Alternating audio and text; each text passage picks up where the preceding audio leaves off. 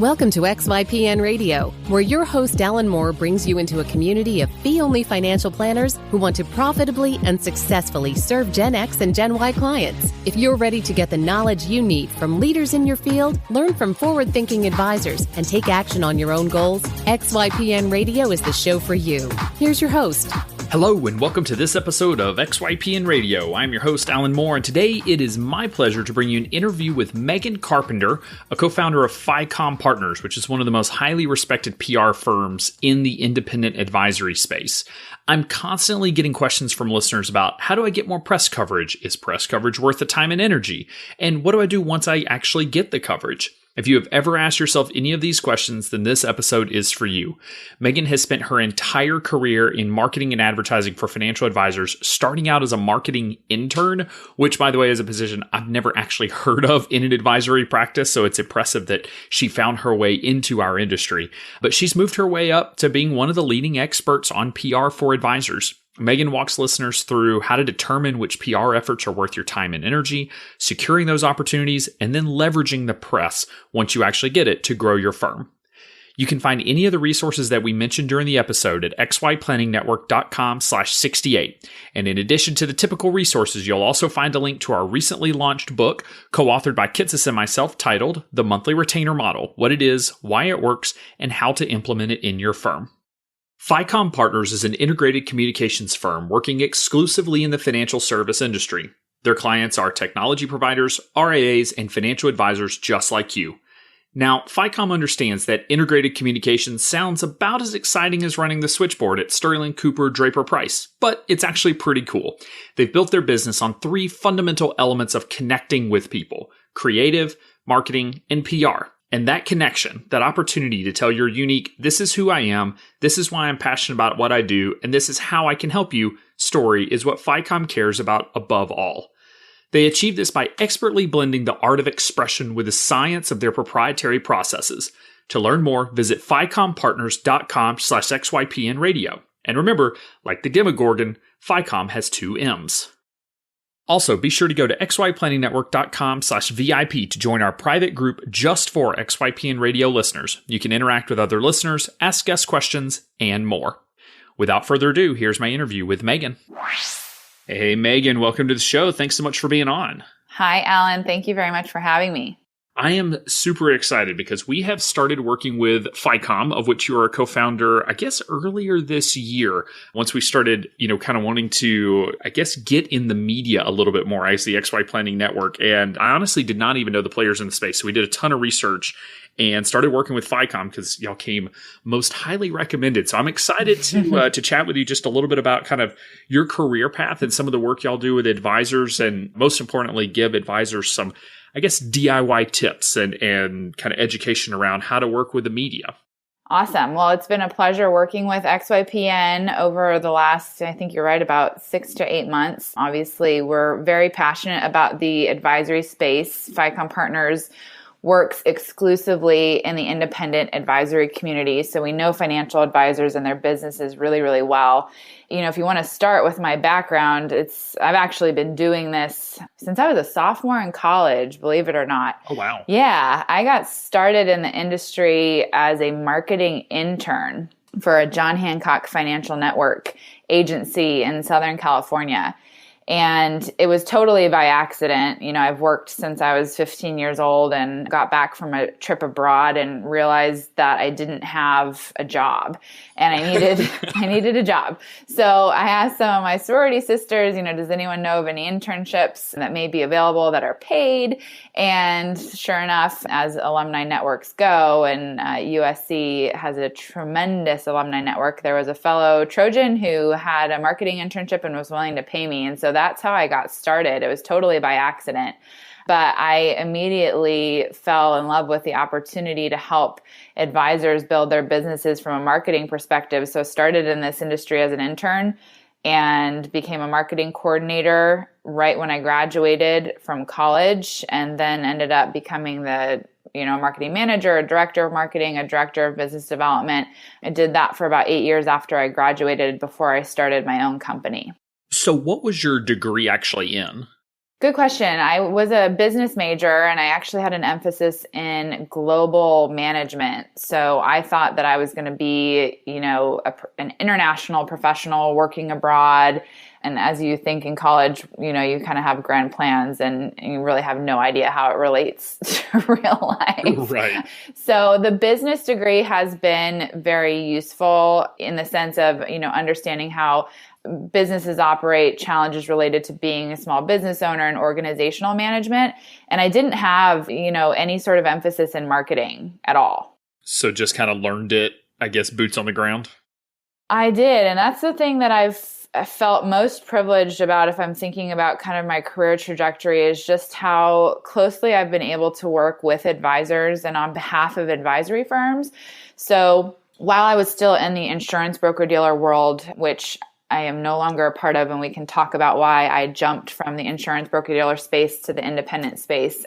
But I built essentially at 2 agencies, I built marketing departments from the ground up. So I went into larger agencies, anywhere from 80 to 100 advisors, multiple offices, and no centralized marketing resources whatsoever. And so I helped both of those agencies really think about how they could provide resources at scale to all of their advisors. And as you know, Alan, advisors, one advisor to the next are all very different. So who they market to, the types of products and services they offer, their competitive advantages and differentiators are very, very different. And so it's challenging to think about providing marketing resources at scale.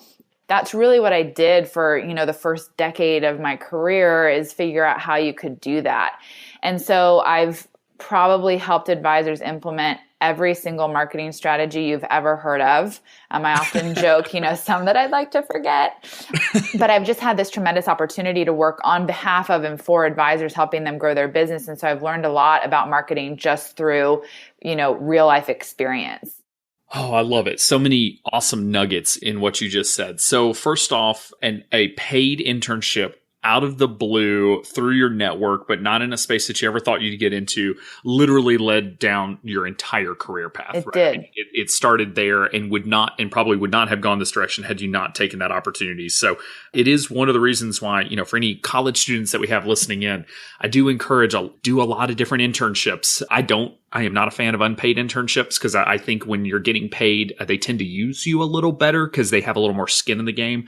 So you get a better overall education, but go out there and just try to find different opportunities. I mean, it's one of the ways I found financial planning was I got an offer from, at the time, Smith Barney guy that was doing an internship, and he came and spoke to my ROTC class, and he was a prior service member and said, hey, if you're looking for an internship, let me know. And that was one of the ways I kind of led down the path into financial planning. So it's just fascinating how little decisions that you feel like you're making in college actually have really big long-term repercussions, hopefully in a good way. So the other thing I'm interested in, just before we kind of dive into the marketing side, is, you said you got your degree in business administration. I am not a business major since I do have my degree in financial planning, but it came out of the consumer economics, kind of housing consumer econ department. So it was separate from the business school. But now you run your own business. Has that training that you got in college actually been really valuable in running your own business? Because I honestly am ignorant on kind of what you even study in business school. That's a good question. And I think the answer is, it's yes and no. So some of the general business courses that I took, it's macro and microeconomics. It's things that are very general as it relates to business administration. They don't dive too deep into some of the things that business owners need to know. I certainly didn't take any courses on HR, how to hire employees, how to retain human capital. You do, however, get to take, I think, more conceptual classes that are relevant. So how to develop a business plan and, what does a strategic vision look like? You do learn about P&L and balance sheets and some of the more, tactical financial aspects of running a business. But I will say that until you are sitting in the seat and doing it yourself, there's really no course that can teach you about being an entrepreneur. And I went to the University of Southern California. They actually have a tremendous business school and they have entrepreneurial tracks. At the time, I didn't know that that's where I wanted to go. I was thinking very globally. I lived in Prague. I did a fellowship in Hong Kong. And so I was really focused on a lot of these global management types of courses, and I didn't take advantage of the entrepreneurial track. But I do know that, many schools offer programs that dive much deeper into being an entrepreneur, how to start a business, some of the challenges. And so I think that while I didn't necessarily leverage those courses, I know that they do exist, and I think those would have been very helpful. But I always, when I speak with college students, I always say, just to be open to the opportunities. And you alluded to this, Alan, you never really know exactly what you want to do until you're probably 5 years into doing it. And you wonder, how did I get here? And so it's really just about being open to the opportunities in front of you, being committed to that practical real life experience. It's why internships are huge. Don't worry too much about finding the most prestigious job. I have to be at a well-recognized firm so that I can make my parents proud. I mean, it's really about the type of experience your potential employer is willing to give you and how you can take that real life experience and apply it towards a future career. And if I hadn't been open to the opportunity of jumping into a completely new industry that sophomore year in college, I have no idea where I'd be today. And so I think it's just about applying the knowledge that you get from some of those general courses and then being open to, applying yourself in real life situations that really lead to success. And the other piece too that, you probably didn't realize as a sophomore in college is that very, very few financial planning firms actually have a marketing person, much less a marketing department, much less a paid marketing internship. I mean, there cannot be very many of those that are even out there. And for you to find one is just amazing. And I guess it's an interesting question as to why advisory firms don't have marketing departments. I mean, I guess we just tend to be too small. We can certainly dig into all of that. So you learned marketing just by doing marketing? Did you just have amazing mentors? Were there courses or certifications you were able to go through to kind of learn some of this? Or was it really just experimenting and kind of playing and learning as you went? It was really mostly experimental. I did have wonderful people that I worked for. The two general agents at John Hancock that gave me the start in the business are wonderful people, very successful in their own right, and really gave me enough freedom and flexibility to learn and to make mistakes and to learn from those mistakes. And so it really was just working on behalf of the advisors and understanding how challenging it is for financial advisors to market. I always joke that I got into probably one of the hardest businesses to be in from a marketing perspective. And I just had to learn. I asked the right questions. What are some of your challenges? Historically, what has been successful for you? How have you marketed? And, it also came at a time that was very interesting where this was 2002 when I started as an intern. And you may remember that in 2003 was when that do not call legislation passed. And so a lot of the advisors that I was working with when I got started had been very successful cold callers.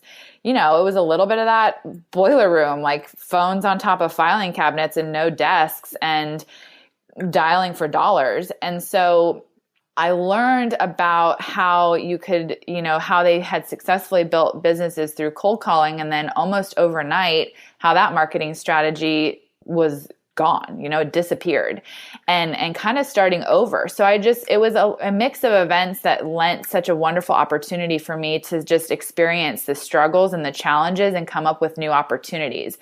And so, there are certainly courses that people could take that would have gotten me off on a much better foot because I would have had some sort of knowledge.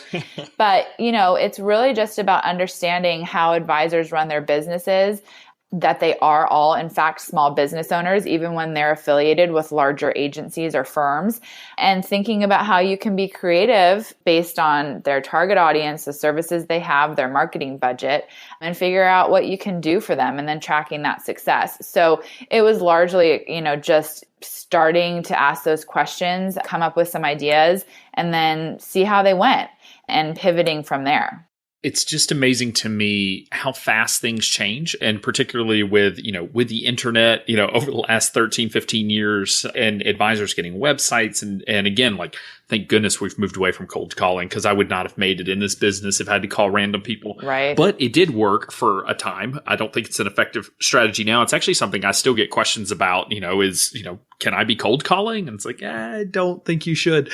Not a good use of time. But it's crazy how fast things move, and what was working for advisors in 2003 and then the marketing strategies you roll out in 2004, 2005 to help them may not be all that applicable today. And it's very different for startups versus, existing brands versus folks that are sort of attached to existing brands but have their own kind of flavor on it. So it's kind of an ever evolving thing that there's no right answer. So you mentioned making the leap from in the broker-dealer world to going into the independent space. What led to what was your journey there?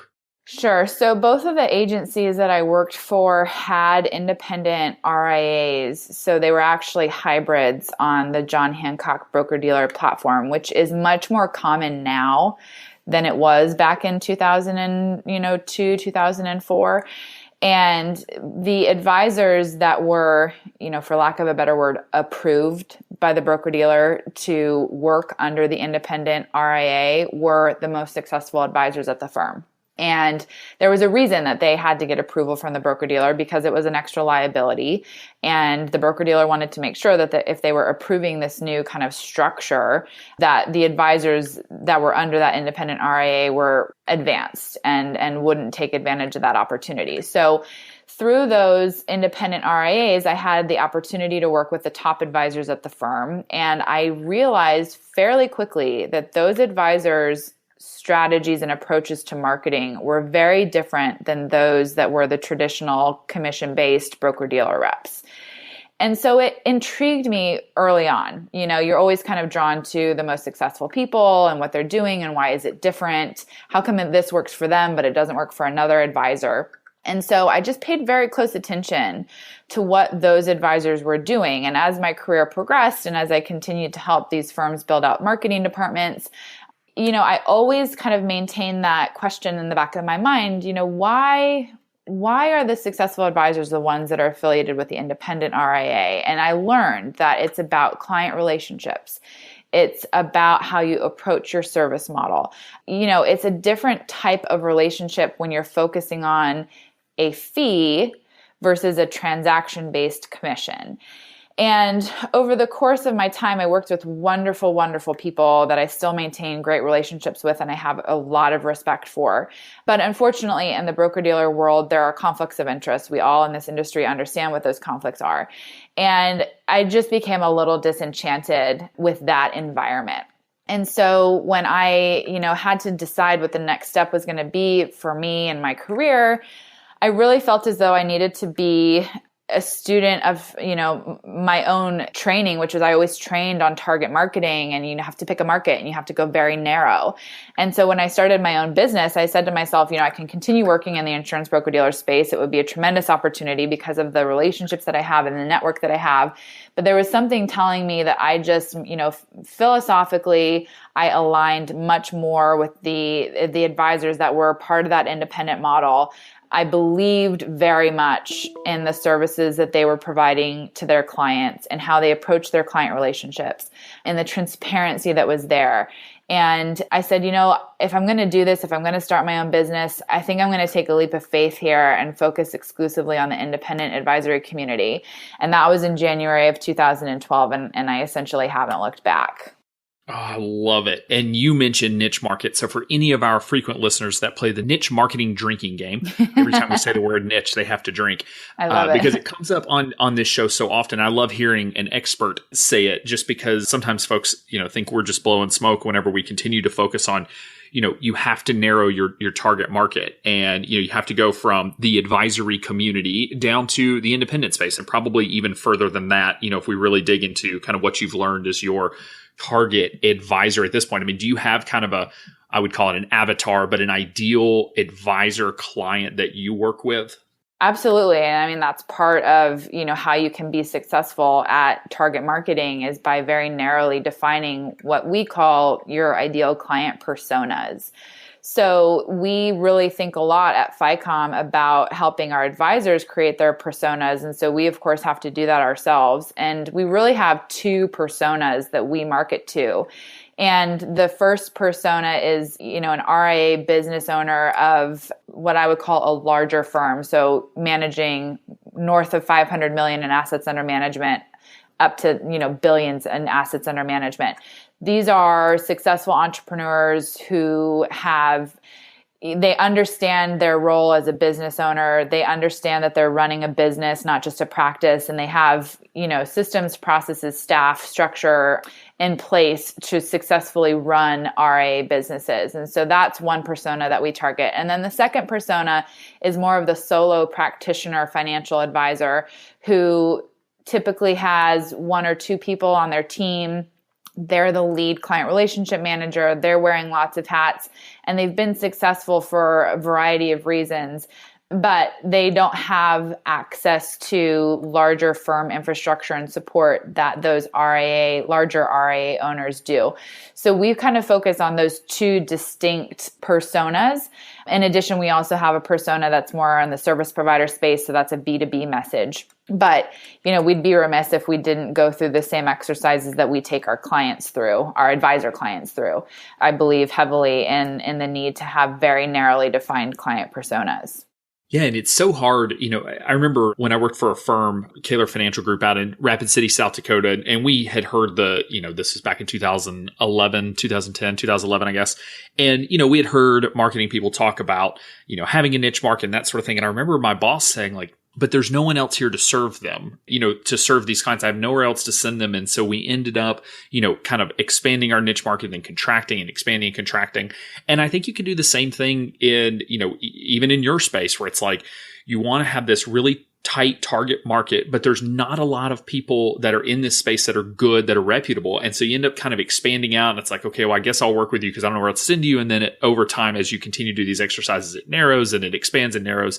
And I say all of that to say that for advisors out there trying to pick a niche, these things do change over time. And we talk a lot about that on this show that, just because you put your stake in the ground in one place doesn't mean it can't move or you can't find other passions or other people to help. So it's just more about being able to actually identify who it is that you want to work with and who are you the best at in terms of who are you the best for out there.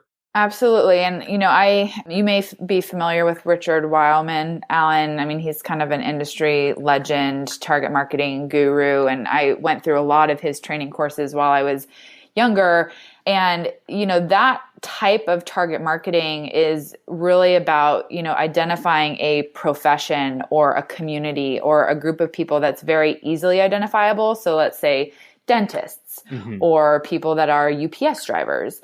And I think that idea worked very successfully and probably still works very successfully. But we have evolved that train of thought into, thinking that it can be a little bit more fluid. And that's in response to what you were just talking about, where it can change and evolve over time.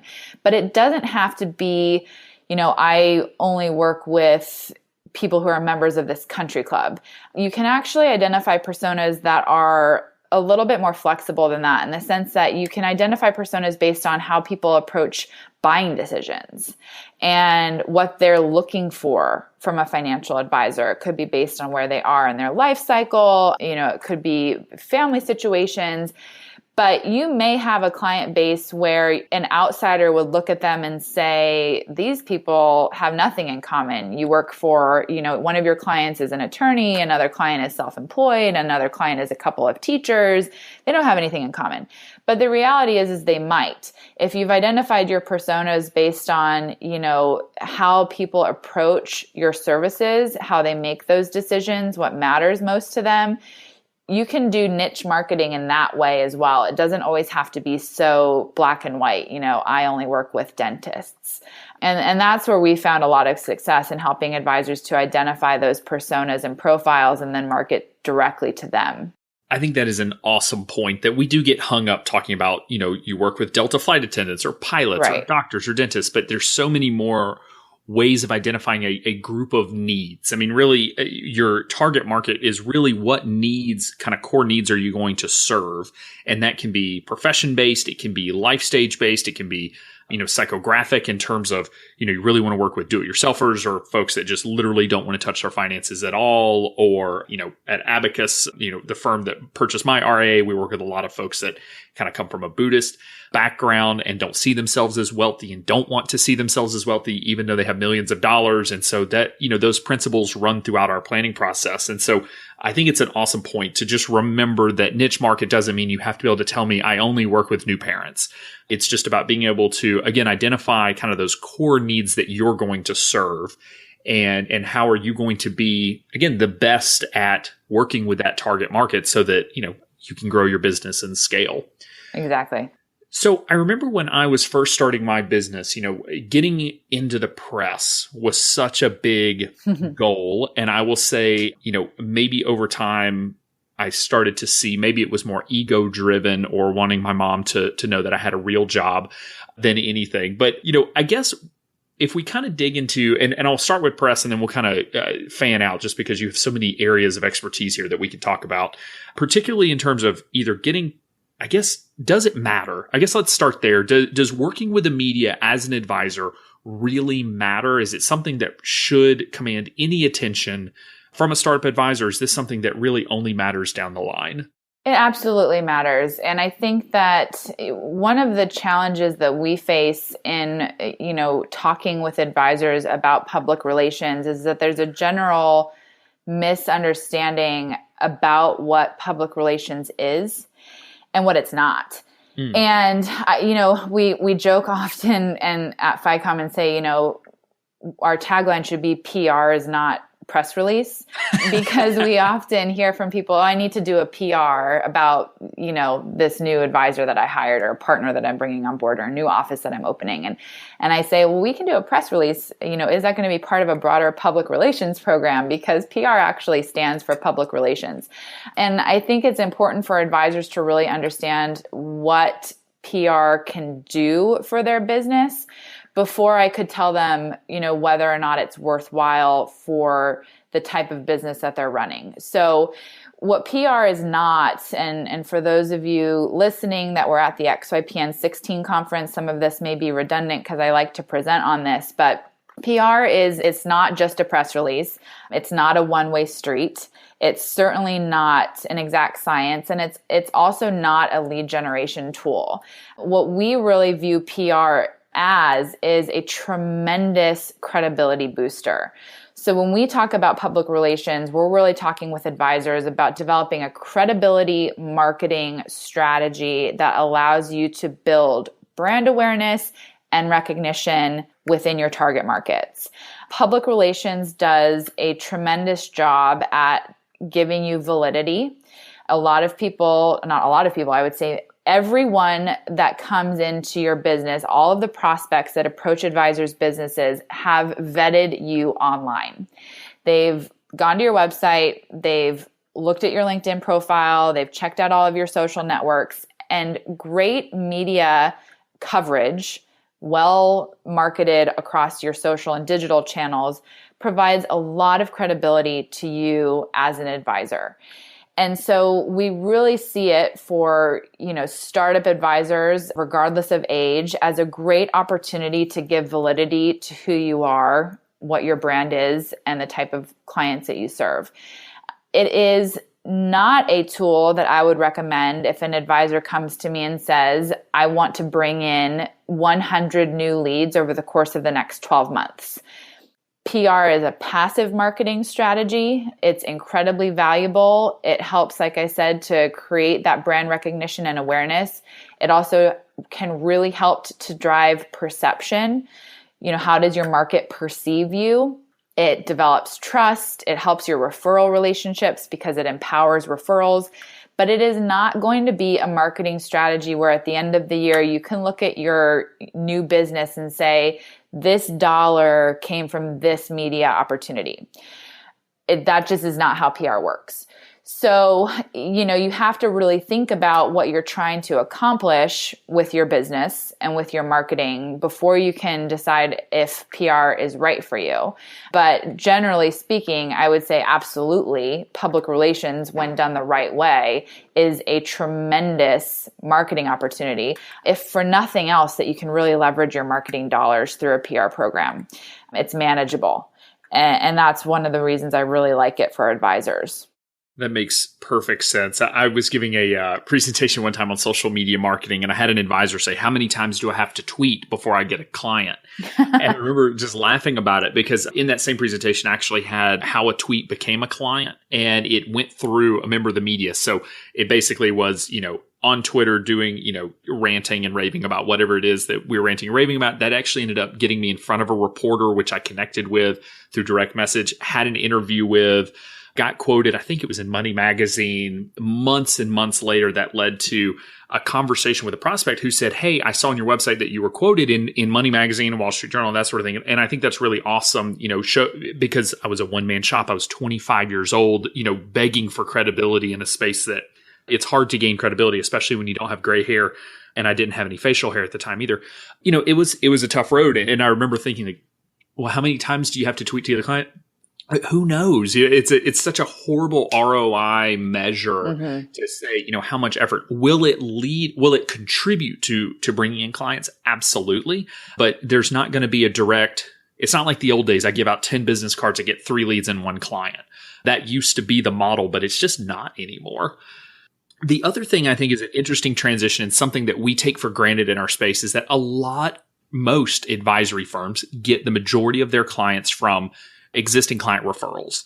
And I think there's a perception, if you've never been on the business development side, that all your clients are going to tell all their friends, and then all their friends are just going to randomly come into your office. And especially if you're starting your own business, one, you don't have clients to make existing client referrals, and you've got to build that base of clients. But even once you do, to your point, Megan, they're still going online and looking for validation. They're looking to know that you're not a crook. And having been quoted and having press and all of these kind of things that fall under the PR umbrella are huge credibility builders that it's hard to fake. These things, it's not paid media. These things do have to be earned over time. And so even existing client referrals are coming to your website and they're looking at your LinkedIn profile. They're doing all these things to be sure that you're legit and that they actually want to work with you, and more so, now than ever. That's right. It's very important to have that type of credibility, just given the skepticism and cynicism of today's, investors. And you're also right in noting the difference between earned media and paid media. And I do believe that consumers understand the difference between seeing a paid advertisement or, what publications call advertorials, where you could potentially write some content and have your picture.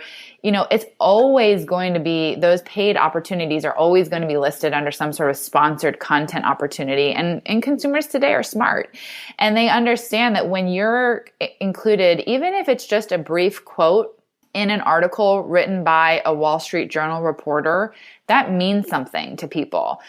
Certainly the media has changed over the last decade and will continue to change if you think about, print versus digital, but it's still a very widely respected tool. And so when people see, oh, this reporter, the journalist included Alan, this guy that I'm meeting with to talk about my finances in an article, he must know what he's talking about. That happens quite a bit. And I think what advisors should also know is that reporters, they do their due diligence. They check your background check. They work with PR firms that they trust are only bringing them reputable sources. They take that very seriously. And so, if you can think about being included and being seen as an expert source by the reporters that your clients are reading, it really just does give you so much credibility, and it empowers all introductions, whether it's someone who finds you online and just is searching you, or whether it's a referral from an existing client or a COI that you may be working with. PR and the outcome of that can really just empower those conversations. I'm glad that you're saying this because this has kind of been my opinion for a while, but I've never actually heard an expert validate it. So I can pat myself on the back on this one. And that is that PR is more about validation than lead gen. And so, because I have had a couple of people that have seen me quoted in various articles that will reach out, and none of them have ever become clients. I've never had anybody that's just reading the Wall Street Journal and go, "Ooh, Alan Moore, said something interesting about student loans. I should call him and hire him." Every now and then they'll reach out, for me to answer a quick question for them or something like that. But so it's not about that. It's more about that they're coming to your website, they're going to your LinkedIn, they're seeing, where you've been quoted and that sort of thing. So that is the value of PR, is on the brand building side. But how do you actually do that? So I guess step one is, where do you even focus? Because I know our advisors, and I'm guilty of this as well. Anytime you do something, kind of cool or a little different, advisor-facing media publications, such as, your investment news or financial planning, the magazine, those sorts of things, they'll be reaching out. And then you'll also have kind of the national media reaching out at times. And the one that doesn't reach out, which I always wanted to reach out, was local media because I felt like that was a better source. So how do you know which one to focus on? Hopefully all three are calling, but if you're doing the legwork to try to get in front of those reporters. Sure. So, one distinction that's important before I answer that is that we work with advisors to build customized public relations programs. So we focus very much on each individual client engagement and develop programs that are unique. So where you've probably heard of HARO, it's a website, it stands for Help a Reporter Out. There are services out there where you can get access to the media that's putting out inquiries and they're looking for sources. But that is a total shotgun approach. So when, potentially a reporter puts out a HARO request and says, I'm interested in speaking to a financial advisor about year-end planning and what investors really need to know about year-end planning, that journalist is probably getting dozens, if not more than 100 responses in return. So you're kind of going up against a multitude of people that are taking that approach. And that can be successful. What we like to do at FiComm Partners is to really think about each individual advisor, who their target audience is, what their messages are, and then we build out a PR program to support that. So we start with that messaging and discovery exercise, which is critical to building the foundation of any communications program. We help all of our advisor clients to really develop distinct messages that not only will help them to differentiate, but that will help them to speak to their audience, kind of at the right place at the right time. And once we have those messages clearly defined and agreed upon, then we can develop target media lists on behalf of our clients. And we always say that there's 3 legs to the stool. You hit all 3 legs. There is the national, broader business and finance publications. There are your industry trade publications, and then there are local publications. We think that there should be outreach done to all 3 of those kind of buckets of media outlets. It really just depends on your business goals and objectives to identify what the weighting should be on each of those 3 legs. So, how much do you want to focus on the national outlets? How much do you want to focus on local? And how much do you want to focus on industry trades? We think that all 3 are very important. But we work with our clients to identify what those weightings are, and then we develop a target media list. And then once we have that target media list and the key messages defined, then our team goes out and works very diligently to create opportunities to interview with reporters that are part of that target media list. And, it's something that anyone could do in the sense that reporter email addresses, Twitter handles, phone numbers are not necessarily hidden, right? They're available to the public. But working with a PR firm really allows for the consistency of that outreach in order to present you as a source in a way that can be viewed as regular contributorship or thought leadership. And you can really, take the momentum and develop a media profile that's sustainable over time. We do focus on multiple, what we call PR levers. So interviews and introductions that result in features, quotes, or mentions in the press is one PR lever. We also work with our clients to develop contributed content or bylined articles. which is, authoring an article and having it placed in one of those target media outlets. Forbes has a huge contributor platform. I'm sure most people are familiar with that. But contributed content is a wonderful opportunity to really get your messaging and thought leadership out in a way that you're also leveraging the credibility of that third-party brand. We love press releases as well because reporters like to know that you're part of a business that is doing things that are newsworthy. So press releases, when you have an important news announcement to share, are incredibly important. And we also can get clients on broadcast television or radio opportunities if and when appropriate. I will say that is probably the PR lever that we use with most caution for many reasons. One, from a media training perspective, but also just in, how useful can it be for your actual practice? And oftentimes broadcast, anchors are looking to talk about what's the latest and greatest in the market, what stock, tips can you give me today? And a lot of times advisors just can't benefit from those types of opportunities because they're not, day traders, and investment management is not the only thing that they're offering to their clients. But for the right advisor at the right time, broadcast can be an incredibly powerful tool. And then media tours would be the last lever, getting people into Manhattan and New York, or in front of your actual, in front of the target media list so that you can develop those face-to-face relationships. Media tours can be really powerful. And then last, I'll say that our process is really to look at all of those things together as part of a plan. And so we put together planning calendars that are always looking forward 6 months, where we have the messages, we have the target media list, we know what the PR levers are, and here's the plan for how we're going to go out and approach all of those things. And we love to integrate that with marketing plans when possible. So if you have a marketing plan that's looking at quarterly themes, or you're delivering content over a monthly or quarterly basis, we like to align our outreach to really help you develop momentum between what you're speaking about with the media to what you're communicating with your clients about, whether it's through content, events, or other marketing strategies. So if possible, when you can tie everything together, that's when you're really going to start seeing the power of all of these tools. Oh, this is just such a rich interview. We could talk for days about this stuff. I love it. So you just hit on a couple of gold mines that I want to be sure listeners take away. One is you mentioned that you do a lot of work with your advisors on differentiation. And I know we talk a lot about niche, but I frequently ask this whenever I speak, and that's, look to your left and look to your right, the advisor sitting next to you, and tell me how you're different. Not just how are you better, but how are you different? And the answer historically for the last decade has been, well, I'm a CFP, I'm a comprehensive financial planner, I'm a fiduciary. Those are the types of things that come out. And historically, that was actually a differentiator. There were so few fee-only firms or so few fiduciaries that actually mattered. With the recent Department of Labor ruling, guess what? Everyone gets to be a fiduciary now. Welcome to the welcome to the new world. And it's something that I don't think a lot of fee-only advisors are really focused on, is that being a fiduciary, it's not a differentiator anymore. There's over 70,000 CFPs out there that can all claim that they do comprehensive financial planning.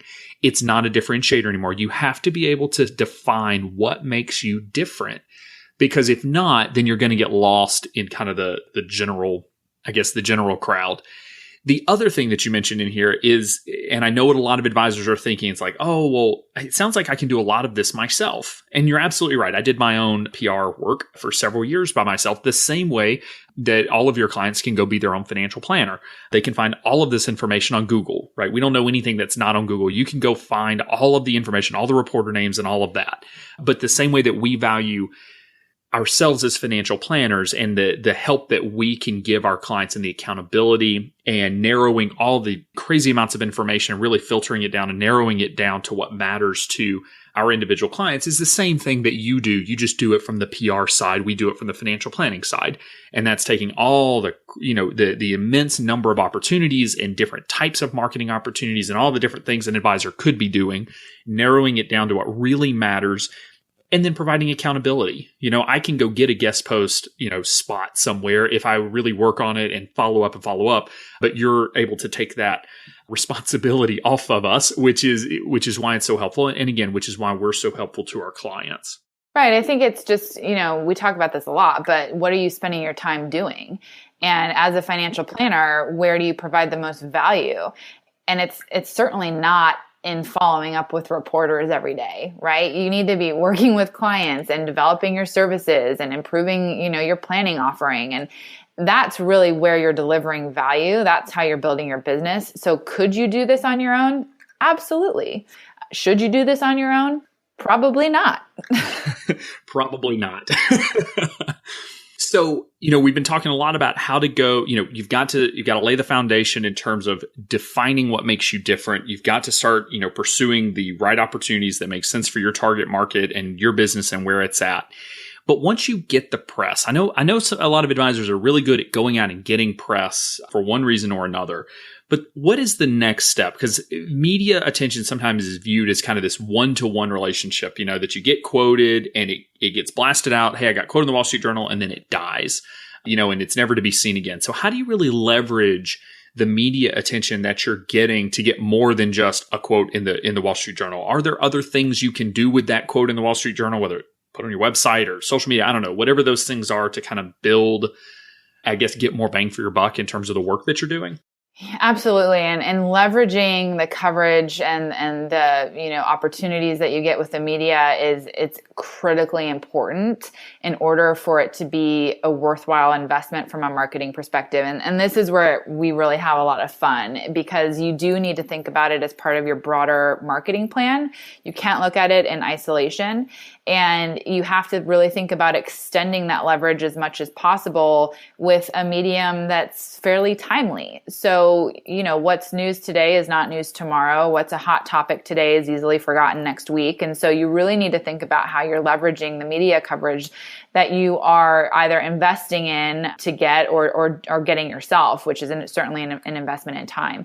So there are kind of just the table stakes, the things that everybody needs to do immediately when you get coverage. You absolutely need to have a news section on your website where you're posting that coverage in real time. It can't be something that, I'm quoted in the New York Times today and I might get it up onto my website next month. It's something that has to happen immediately. If you're active on social media, you want to get that coverage out across all social channels immediately. Whenever possible, we encourage advisors to engage with the publication and the reporter on social channels. So if you're tweeting out the coverage, we encourage you to include the reporter's handle, certainly the publication's handle. Same with LinkedIn. If you're connected to them, tag the reporter. LinkedIn has the opportunity where you can actually post where you've been mentioned in the media and where you've published content. So utilize all of those channels. Facebook has similar opportunities. Get it out on your social channels right away. Those are kind of the opportunities, right? You also are going to want to include it in your bio, as a frequently sourced expert in the following publications. If you have a capabilities brochure, include those mentions. Just make sure that you're putting it out there on all of your marketing collateral, both digital, print, and otherwise. There are, the next step beyond that, which are the less obvious opportunities, is to really think about how you are creating momentum around your thought leadership and kind of looking at that in a longer term way. So we often talk with advisors about the need to really kind of stake a claim in a subject matter and become seen as a recognized expert in that space. And it's really great to be able to do that through the media. And this kind of gets back to a similar idea of target marketing, which is narrowing your audience as much as possible and only working with that audience. Well, if you can do the same thing with the media from a topic perspective, that's where you can really start to get a lot of leverage out of media opportunities. Because what we like to do, and this is certainly a long-term approach, but is to help our advisors to develop influence through the media on a topic of expertise. And there are so many that I could use as an example, but, let's just say an easy one would be to think about estate planning expertise.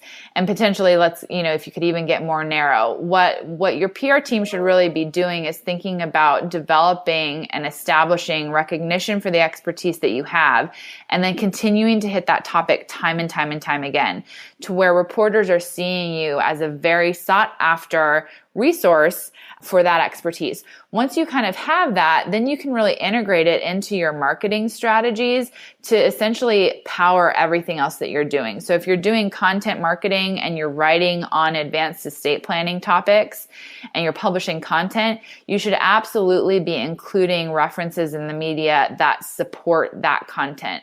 So if you think about it, instead of just being quoted, now you're saying, hey, I'm a quoted expert. You know, look, the Wall Street Journal, the New York Times, Barron's, they all are coming to me for my expertise in estate planning.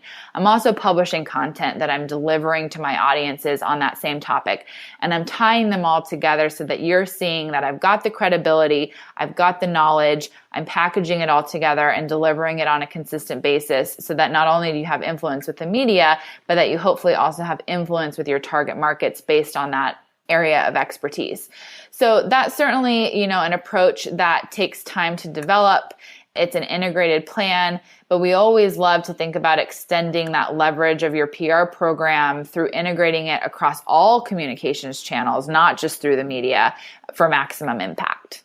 You know, and I know firms that are just getting started are thinking, oh, this is such a long play. You know, how am I going to get the attention today? Like, how do I get clients today? And getting clients today is very important. And we've talked on the show about a lot of various marketing opportunities and things you can do to go get clients today. PR is not one of them, but in 3 to 5 years, if you haven't been focusing on this at all, you're going to wish that you had been, because you're going to look at your PR and realize you've built no brand, you've built no visibility in this space, and then you're going to get started. And honestly, you have to start somewhere, and it will build from there, because the one thing you cannot speed up is time. This is a longer play, you know, brand building marketing opportunity. It will help you get clients, probably not in the next 3 to 6 months, but this is more your 3 to 5 year kind of marketing, you know, brand building, client acquisition strategy. So I know it can feel a little overwhelming, and this does not, I don't think this has to be a 40-hour a week thing for an advisor, but, you know, even if you're just starting a firm, just a little, you know, just trying to, you know, get in front of members of the media that make sense for you and getting quoted, and then leveraging that even just a little bit at a time is going to be huge in the future as you have kind of laid that foundation. It is. And I'll add to that, you know, I talk with advisors a lot about how they should approach outsourced relationships, you know, vendors or consultants. And I talk a lot about the importance of working with vendors that know your business, that understand the advisory space, they understand how you operate. And the reason behind that is because, you know, they really need to understand what your business goals and objectives are before they can recommend a program. And so for advisors that are just getting started, you know, they're hanging their own shingle, they're opening the doors to their own business, they're starting from scratch. You know, we understand what their cash flow probably looks like, what their ability to invest in marketing looks like. And so there would be no responsible way that I would recommend to an advisor that's just getting started to spend a lot of money on some of these marketing strategies. You need to be smart about how you're building your business. And so we have an entry-level program that is targeted specifically to those types of advisors that's a minimal investment, but it allows them to start generating that momentum that you discussed so that, you know, 3 to 5 years from now, they essentially have the foundation in place to be a sought after expert with the media.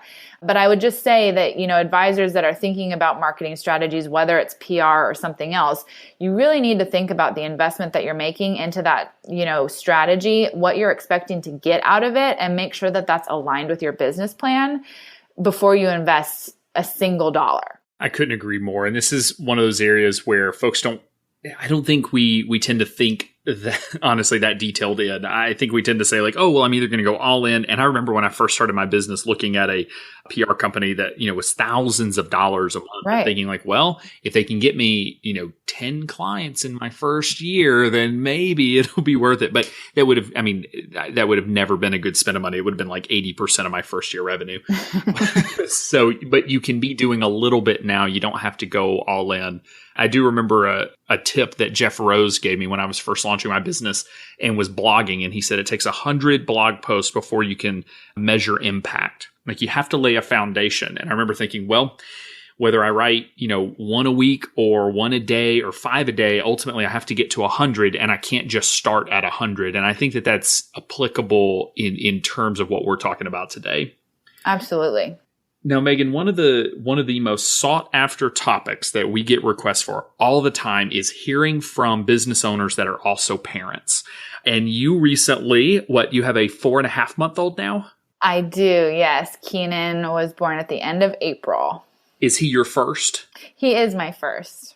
So this is, listeners know that I have a 2-year-old son, and balancing parenthood and business ownership is something that is just a reality given the average age of our members. I think median age of XYPN members is around 37. A lot of us are parents. So I'd be interested, for the folks that are out there that are looking or struggling, I guess, with some of this balance. I know you're fresh to it 4.5 months in, but I guess what are you learning in terms of how to balance parenthood and business ownership? I mean, are you finding that it's working for you? It's been a really interesting journey for me because I think that I was incredibly nervous, leading up to the birth of my first child as to how am I going to do this? I worked a lot and I still work a lot, but I was pulling maybe 60, 70 hour weeks every week. Oh, goodness. I'm a small business owner. I'm really passionate about what we do. We're growing relatively quickly and it takes time. You have to invest time in order to building a business the right way. And so I was nervous about what that would look like because I also want to be the best parent that I can be. And I knew that meant I wouldn't be able to have the same number of hours in a day to dedicate to my business.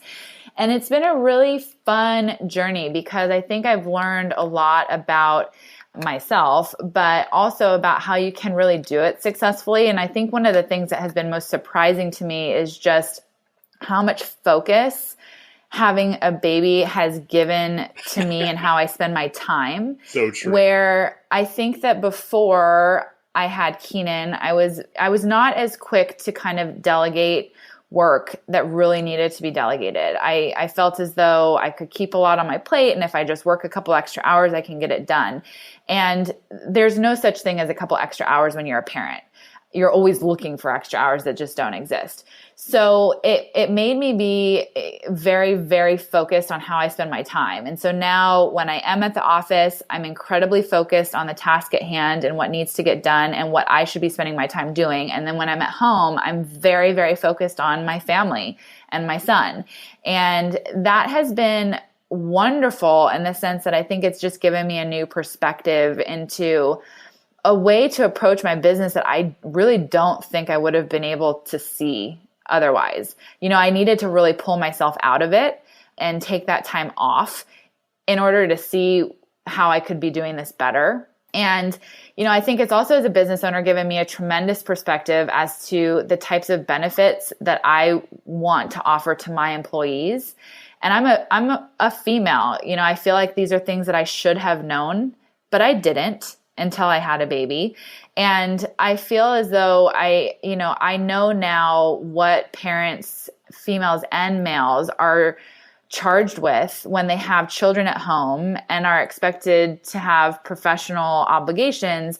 I know what that push and pull looks like. So, I've put a lot of thought into really what I want those benefits to look like for parents at FiComm Partners, what they need in order to be able to do both successfully. And that it's certainly a very different model than what we see in corporate America and how people typically approach those types of benefits, which is, looking to offer the least so that you can get the most. Right. And so I've just viewed it as it's been a wonderful journey. It's given me a lot of perspective. And in most things in life, I always say you can't control much, but you can control your attitude.